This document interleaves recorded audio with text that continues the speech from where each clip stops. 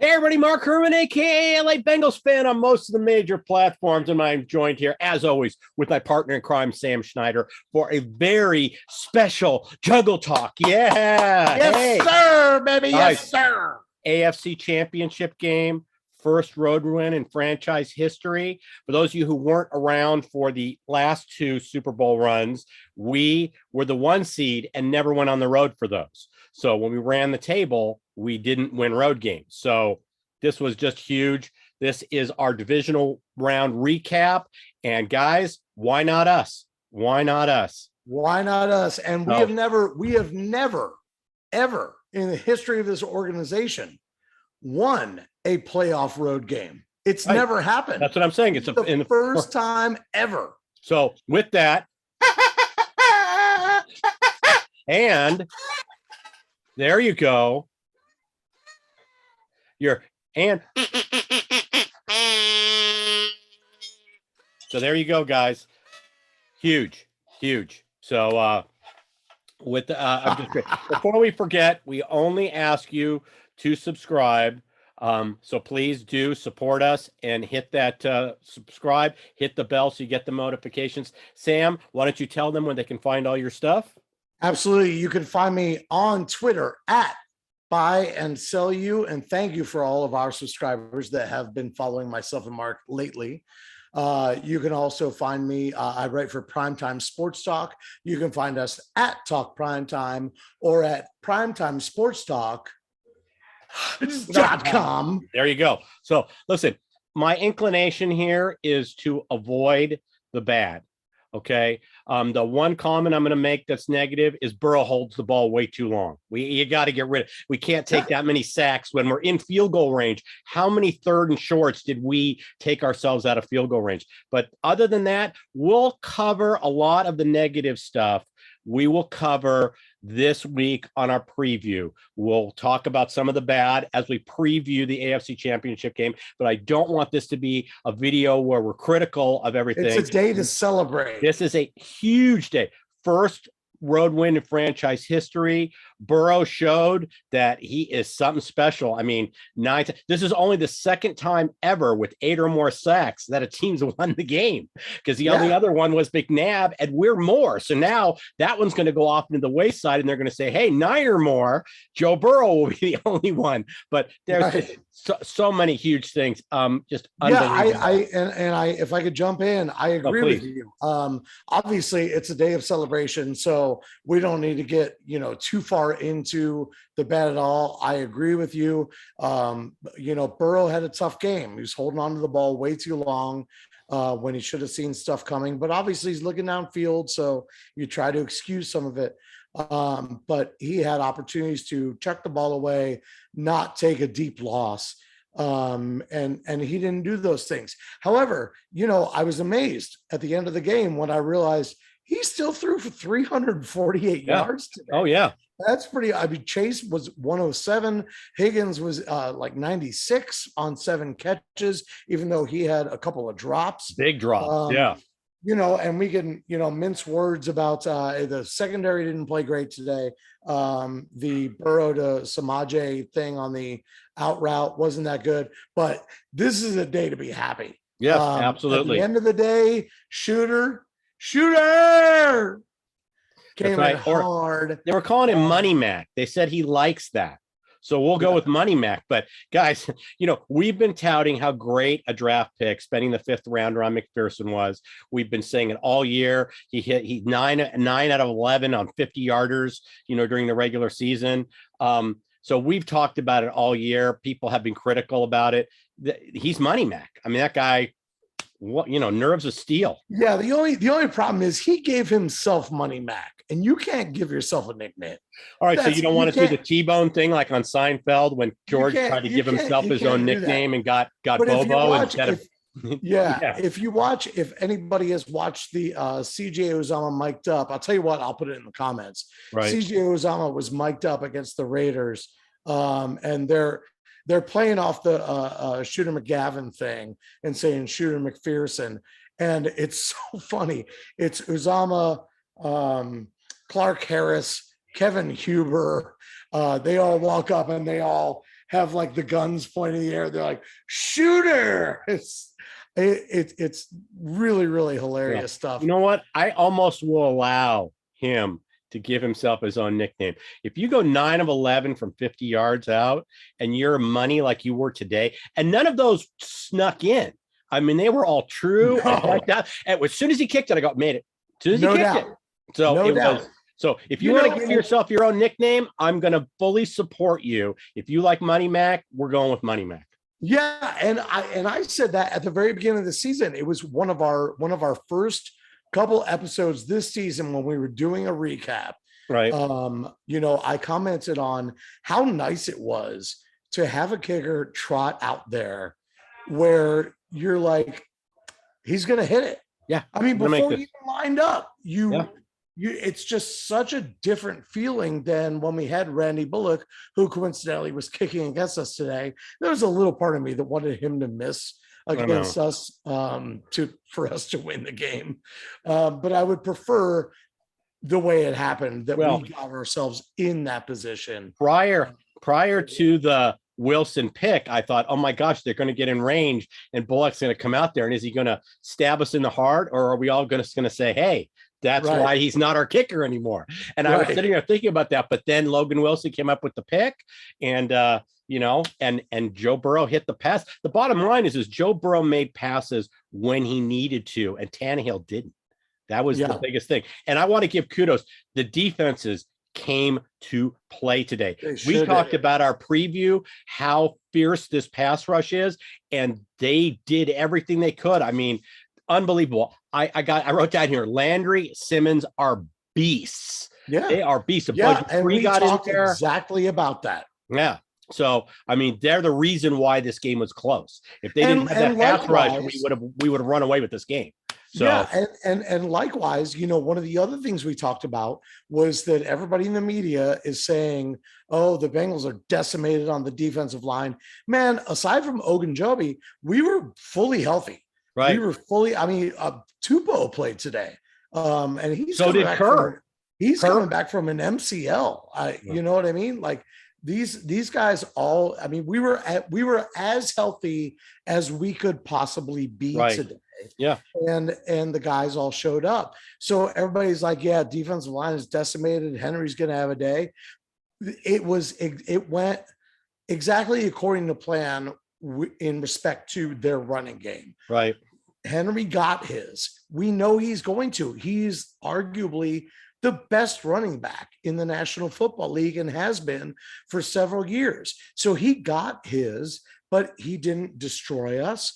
He didn't kill us. He had that one enormous game, which I think actually was on a pass, was it not? No, but he had a huge gain, and then he, you know, but when we needed to step up, it was right before the turnover. Yeah, when we needed to step up, we did, like on the 2-point conversion. I mean, I agreed with Rabel's call to go for 2 once you only have 1 yard. They walked into the end zone with Henry and the Wildcat. But the bottom line is when we needed to stop Henry, we stopped Henry. I do not. I could not possibly disagree with you more, and I'm so glad that they did it.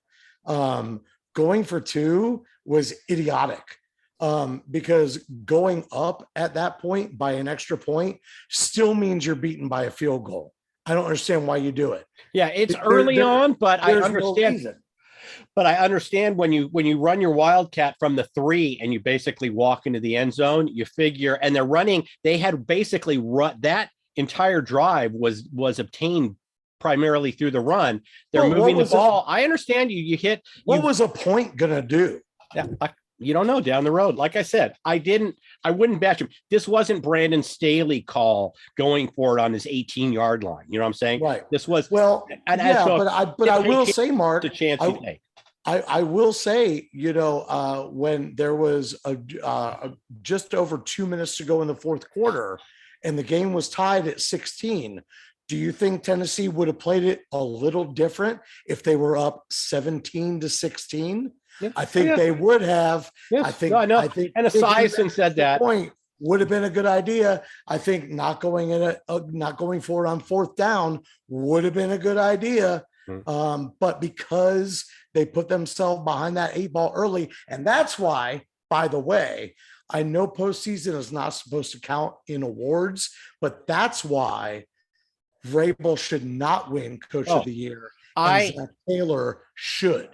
I sat there the whole this game. Is the perfect situation to look at the two guys and say, that dude fucked up. Vrabel fucked up. He screwed it up.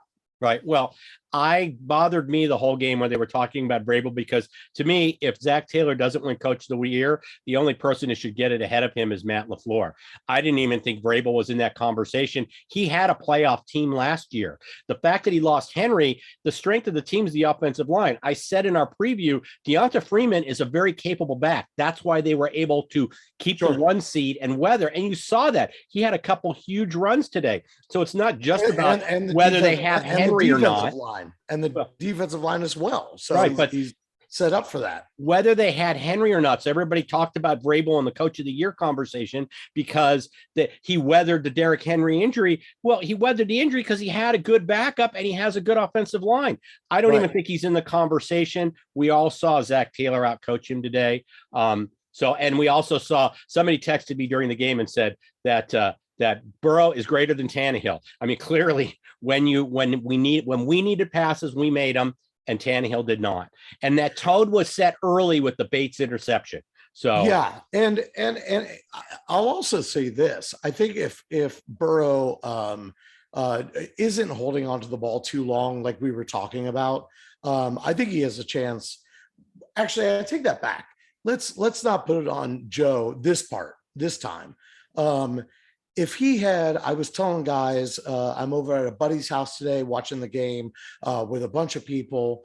It was a lot of fun, but I told them all, man, I'll tell you what, if the offensive line just once or twice in this game gave Burrow a half second longer, that Jamar Chase deep ball was coming.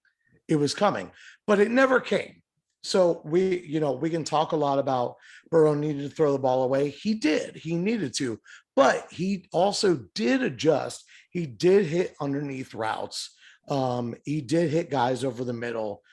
He got a couple drops. Higgins dropped a couple. He still was every bit the guy that you want leading the team. And sometimes you just have to grind it out. It's not always going to be pretty. Sometimes you just have to grind it out and wait your turn till you get the ball back. Yeah.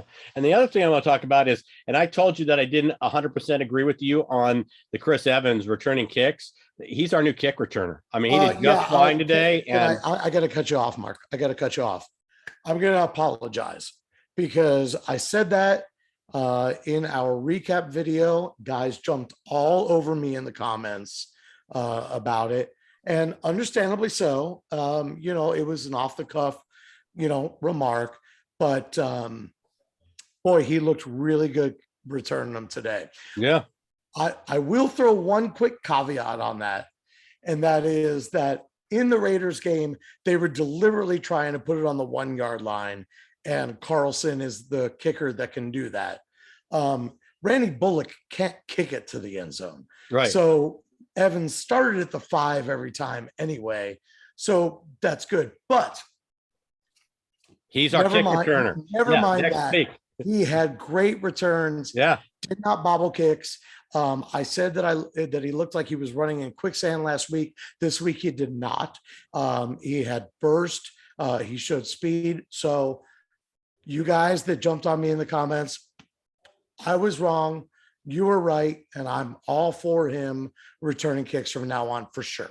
There you go. Now, did want to make 2 comments. Now, number one, I loved how Lou was running stunts because in order to confuse Tannehill, one of the things they did was they were dropping like Wilson back into pass coverage and sending like Bell and Hilton, and keeping him off base so he didn't know where the pressure was coming from. So even if we only rushed 4 or maybe we sent an additional guy, it wasn't always the guys he thought of. So like when we pull a lineman back or Hendrickson back to go into coverage and we send Bell and Hilton. So I really liked that. And then I liked the second half adjustment where Adeniji and Prince were having tons of issues communicating. A few of those sacks were Prince thought he was going to, have help from Adeniji, but Adeniji took his guy, and a person went unmolested straight to Burrow. And oh my God, yeah, in the second half, I know the play you're talking about, and it was ugly. That was one where there were a couple times that a guy was coming through, and I was like, I know Joe is looking down the field, but he has to know that guy's coming through. On that play, there's no way he could have seen that coming. No. That dude was free and easy into the backfield and all over Burrow immediately. Yeah, that was miscommunication. So the second half adjustment that was made was they brought in Drew Sample to give assistance, and they switched in Carmen. And that was one of the adjustments. So on the first drive where we ran the ball and Mixon did his thing, that was, like I said, that was the adjustment at the second half. So kudos to the coaching staff for making the adjustment. Kudos to Anarumo. He had our defense. We don't have as good a personnel on defense as Tennessee does. Right. And our defense was just as ferocious. We kept Tannehill just as uncomfortable as Burrow was. So kudos to Lou, and kudos to our coaches. Yeah, we didn't have the sacks to show for it. I believe we only had one, and it was the Von Bell sack in the first half. I believe that was our only one. Right. But we were still in the backfield a lot. We were still on Tannehill a lot. We were making him uncomfortable. And with a quarterback like Tannehill, that's all you need to do. I mean, this guy isn't like a perennial Pro Bowler. He ain't going to the Hall of Fame. He's a good quarterback. He's a good quarterback. He's a great game manager. He needs somebody like a Derrick Henry or just a consistent run game back there. But so maybe we didn't drag him down, and maybe you can point at the stats and say, well, we should have gotten more sacks, but we were in there and getting a hand on him often. And that's all I can really ask for. As long as you're affecting the quarterback's process back there, then as far as I'm concerned, I'm happy. Sure, I'd love to see you drag him down. But as long as you're back there and you're making him sweat a little bit, right, then that means a lot to me.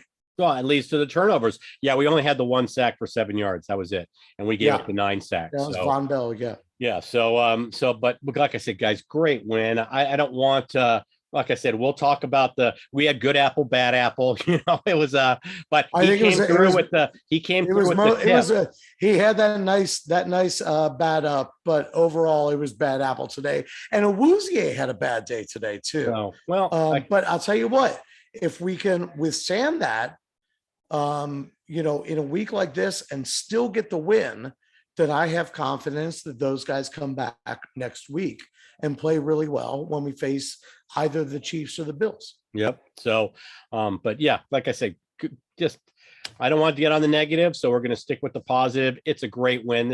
Guys, enjoy this. We're headed to the AFC Championship game. A lot of Who knew? We did. We did. Did we? Yes, we did. So, hey, I have $25 at 40 to 1 that we win the AFC. There you go. So I can hedge next week, and it's you can look on my Twitter feed. It's on my media. You can see the futures that I bet, and it was back in April. So listen, I don't have 40 to 1 on the Bengals to win the AFC, but I'll tell you what, I got a big fucking birthday present today. Yes. So happy birthday. Oh, by the way, happy birthday. See? Thank you very much. And thank you to the Cincinnati Bengals. My last birthday where we were playing the postseason was when we lost the Super Bowl in 1989. Yeah. So this really wiped the taste of that out of my mouth. And it's I don't want to be cliche, but it's a new day. It's a new day. So, we will be back with our preview of whether we're playing Buffalo or Kansas City next week. Obviously, that's going to be a Sunday game.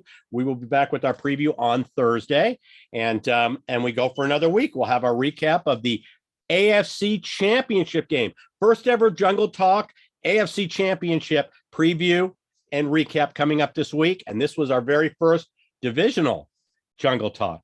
So, absolutely. And guys, don't forget, follow me at Buy and Sell You on Twitter, or Talk Primetime for Primetime Sports Talk, who I write for. You can find Mark on every platform at LA Bengals Fan, all one word. on any of those, smash that subscribe button, hit that bell so you know when it goes up, and please give us a like so that other Bengals fans will see it in the algorithm and be able to watch this video. And for sure, comment down below. Let us know where you were partying, where you were hanging out. Big ups to all the people in Tennessee. Oh my God, I don't know if anybody saw the pictures from the tailgate at Tennessee. There were tons of Bengals down there. I thought there would be, just because I didn't think when you're doing that kind of ticket maneuver, then that's telling you that you're seeing too many tickets transferred, and you can see, you don't know who's buying them, but you could see what zip code they're going to. And yeah, of course. So you know. Yeah, I was seeing pictures first thing this morning, and it was Bengal Jim and the tailgate bus. They did a joint tailgate, found a lot down there. There were 200 people waiting when they opened the lot. By the time it was time to go to the stadium, there were well over 1,500 people, all drinking, partying, DJ, food, the whole 9 yards. Awesome. If I can put pictures in the comments, I'm not sure if I can. If I can put pictures in the comments, I will. If not, then I'll put a link down there. I'll put a link down there. Or yeah, they're both on my Twitter at Buy and Sell You. So, man, props to the Bengals fans. You guys are showing out. All right, guys. So with that, I'm going to say hoo to everybody. Enjoy the rest of tonight. Enjoy the Packer game, and we will see you next week. Hoo day. Hoo day.